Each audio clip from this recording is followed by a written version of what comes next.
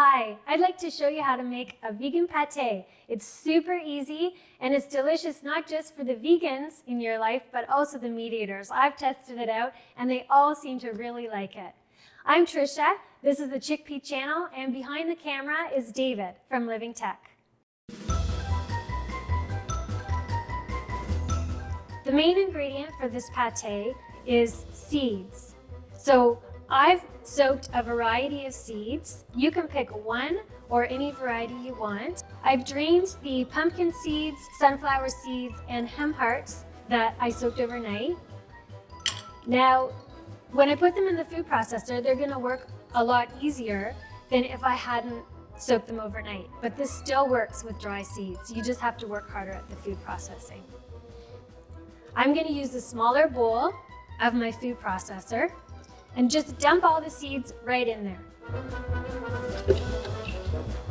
Because I've soaked the seeds, I'm not going to add any other liquid other than ones that have some taste. 1 tablespoon each of a light oil, Tamari, lemon juice, and apple cider vinegar.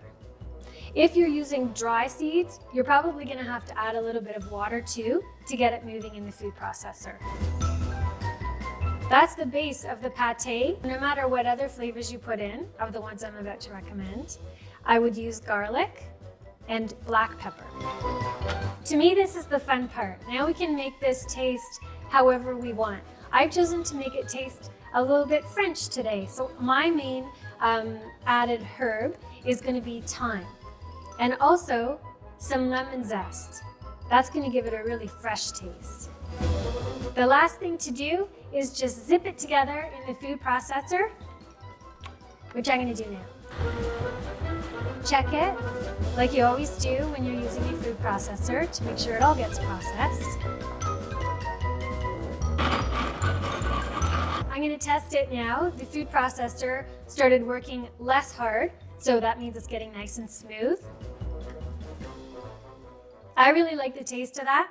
As you saw, I doubled down on the lemon. I put in quite a bit of lemon zest and a tablespoon of lemon juice. That's a nice light flavor. To me, it tastes a little French.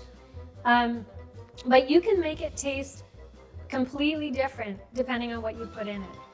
I've tried this with sun-dried tomatoes in oil, with kale, with pesto. You can use any dry spice that appeals to you or a dry spice mix.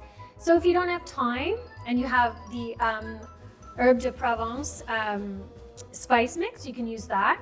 You could try it with an Indian or a Mexican spice mix. You could just try some chili powder, some cumin, some cilantro, you name it. You can transform the taste of it for the mood of what you want to use it for. I'm going to show you how to plate this 2 different ways, depending on what you think looks really good. One way that I really like is just to put it in a little tiny mason jar, and then that's good for, obviously you can screw the lid on, keep it in the fridge for yourself, but it looks really cute on a vegan charcuterie tray. So I'm going to put it in there. The other thing that you can do is you can just use whatever dish, put some cheesecloth on top, fill it up, and then put that in the fridge for about half an hour. It firms up just enough that then you can just flip it onto your charcuterie tray or whatever your serving idea is, and it gives a different look. I love that. Very French countryside. I'm gonna just flatten around the bottom so it's gonna lie better on the plate when I flip it over.